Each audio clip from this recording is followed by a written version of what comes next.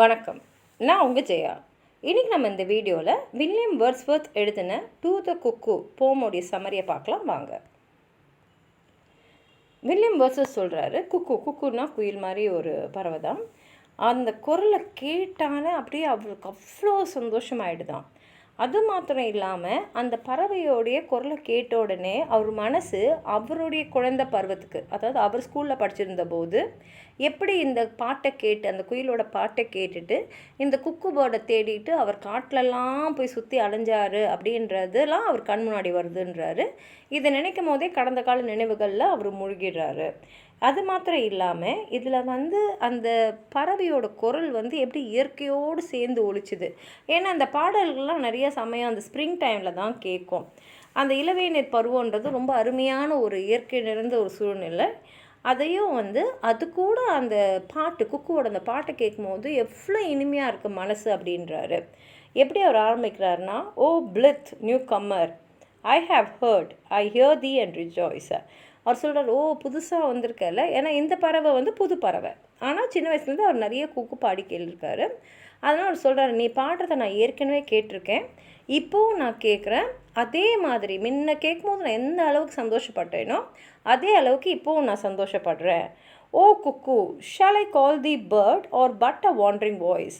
இப்போ அவர் நேராகவே குக்கு கிட்ட பேசுகிறார். அவர் சொல்ல, ஓ குக்கு, நான் உன்னை பறவைன்னு கூப்பிடவா இல்லை சுற்றி அலையிற ஒரு குரல்னு சொல்லவா அப்படின்றாரு. இது ஏன் அப்படி சொல்கிறாருன்னா, அவர் அந்த குக்கு பேர்டோட குரலை மட்டும்தான் கேட்டிருக்காரு, அது பாட்டத்தை மட்டும்தான் கேட்டிருக்காரு. அவரால் அதை நேருக்கு நேராக பார்க்கவே முடியல, அந்த பறவையை அவர் பார்க்கவே முடியல. அதனால தான் அவர் சொல்கிறாரு, உன்னை பறவைன்னு சொல்கிறதா இல்லை சுற்றி திரிகிற ஒரு குரல் மட்டும் சொல்லவா. While I am lying on the grass, thy twofold shout I hear. இதோ இப்போ நான் புல் மேலே அப்படியே படுத்துன்னு இருக்கேன், நீ ரெட்டை குரல் அவ்வளோ சத்தமாக பாடுறது எனக்கு நல்லா கேட்குது. From hill to hill it seems to pass. உன்னோட குரல் இந்த மலையில் இப்போ கேட்குது, அப்புறம் அந்த மலையில் கேட்குது. அதாவது நீ பாடிக்கிட்டே போயிட்டே இருக்க, மலையாக போயின்னு இருக்க. நீ பாடும்போது சத்தமாக பாடுறதுனால நீ இந்த மலையிலேருந்து அந்த மலைக்கு போய் அந்த மலையிலேருந்து இன்னொரு மலைக்கு போகும்போது கூட எனக்கு எல்லா இடத்துலேருந்தும் எனக்கு கேட்குது. At once far off and near. சில சமயத்தில் உன் குரல் தூரமாக கேட்குது, சில சமயம் குரல் கிட்ட கேட்குது. அது அந்த மலைங்களோடைய அவர் இருக்கிற இடத்துலேருந்து தூரத்துக்கு ஏற்ற மாதிரி கேட்குது. ஆனால் கேட்டுக்கிட்டே இருக்குது. அது நமக்கு தெரியுது, அந்த பறவை பாடிக்கிட்டே சுற்றி திரிகிற ஒரு பறவை அப்படின்றது.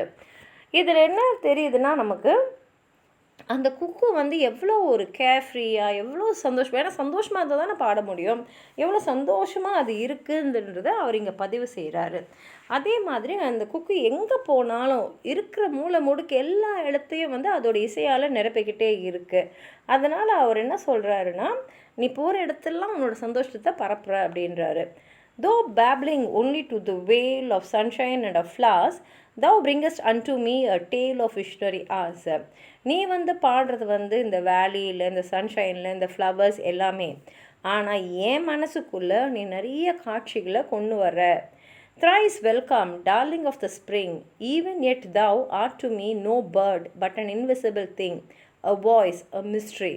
நீ டார்லிங் ஆஃப் த ஸ்ப்ரிங், இந்த இளவேநீர் காலத்தோடைய அருமையான ஒரு படைப்பு. நீ உன்னை நான் வரவேற்கிறேன்.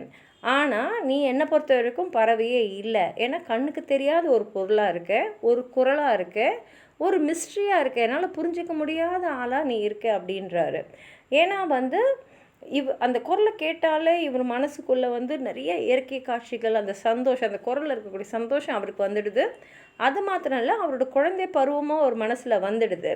ஆனால் என்னன்னா, அவரால் அந்த குரலை மட்டும்தான் கேட்க முடியுது தவிர அந்த பறவையை அவர் பார்க்கவே முடியல. The same whom in my schoolboy days I listened to, that cry which made me look 1,000 ways in bush and tree and sky. அதே குரல் தான் உனக்கு. நான் சின்ன வயசில் ஸ்கூல் பையனாக இருக்கும் போது நான் கேட்ட அதே குரல் தான். இந்த குரலை கேட்டு தான் நான் அந்த வயசுலேயே 1000 இடங்களை தேடி பார்த்துருக்கேன்.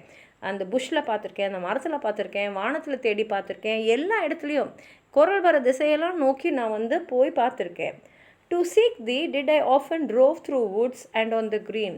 உன்னை பார்க்குறதுக்குனே நான் அந்த காட்டுக்குள்ளே, இந்த பசுமையான வெளியில் எல்லா இடத்துலையும் நான் சுற்றி அலைஞ்சிருக்கேன். And thou wert still a hope, a love still longed for never seen. அதாவது மனசுக்குள்ள ஒரு எதிர்பார்ப்பு இருந்தது, உன்னை பார்க்கணுன்ற ஒரு ஆசை, அந்த அன்பு அவ்வளோ இருந்தது, அவ்வளோ ஏக்கம் இருந்தது. ஆனால் இன்னைய வரைக்கும் உன்னை நான் பார்க்கவே இல்லை அப்படின்றாரு. அதே சமயத்தில் அவர் என்ன சொல்கிறாருன்னா, உன் குரல் கேட்குது, ஏன் என்னால் உன்னை பார்க்கவே முடியலன்னு எனக்கு தெரியல, ஆனால் நான் அலைஞ்சிக்கிட்டே இருக்கேன், மனசுக்குள்ள ஒரு நம்பிக்கை மட்டும் இருக்குது உன்னை பார்த்துட முடியும் அப்படின்னு. அதுக்கப்புறம் அவர் சொல்கிறாரு, and I can listen to thee yet, ஆனாலும் வந்து உன்னை பார்க்க முடியல, ஆனால் உன் குரல் என்னால் கேட்க முடியுது. Can lie upon the plain and listen, தோ இந்த இடத்துல அப்படியே இந்த புல்வெளியில் அப்படியே படுத்துக்கிட்டே கேட்க முடியுது. Till I do beget that golden time again, உன்னை பார்க்குற வரைக்கும் அது உன் குரலாவது கேட்க முடியுதுன்னு நினைக்கும் போதே எனக்கு சந்தோஷமாக இருக்குது. ஆனால் உன்னை நேரில் பார்த்துட்டேன்னா அதுதான் என்னுடைய பொற்காலம். ஓ blessed bird, the earth we pace again appears to be an unsubstantial fairy place that is fit home for thee.